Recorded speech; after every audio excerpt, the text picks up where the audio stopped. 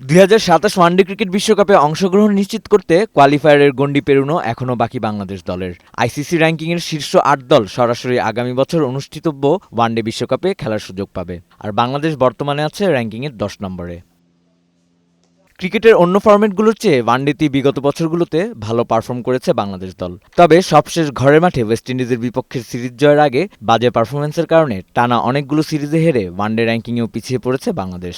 2027 বিশ্বকাপের আগে 22টি one day cricket match খেলবে বাংলাদেশ দল, আর র্যাঙ্কিংয়ে পিছিয়ে পড়ায় পাকিস্তানের বিপক্ষে বছরের প্রথম ওয়ানডে সিরিজ দিয়েই বিশ্বকাপের প্রস্তুতি শুরু করতে যাচ্ছে বাংলাদেশ। প্রথম ম্যাচের আগে সংবাদ সম্মেলনে অধিনায়ক মেহেদী হাসান মিরাজ জানান, আগের পারফরম্যান্স ফিরিয়ে আনতে পারলে সিরিজের শুরু থেকেই জয় পাওয়া সম্ভব। প্রত্যেকটা সিরিজই আমাদের জন্য খুবই ইম্পর্টেন্ট এবং প্রত্যেকটা ম্যাচ, এবং আমার কাছে মনে হয় যে যে সিরিজটা শুরু হবে এবং পরের যে সিরিজগুলো আছে আমাদের জন্য অনেক ইম্পর্টেন্ট, এবং আমরা ওইভাবে প্ল্যানিং করছি। হয়তো আমরা অনেক বেশি দূরে চিন্তা করছি না, প্রত্যেকটা সিরিজ এবং প্রত্যেকটা ম্যাচ বাই আমরা চিন্তা করছি এন্ড অফ দ্য ডে একটা ভালো একটা রেজাল্ট আসবে।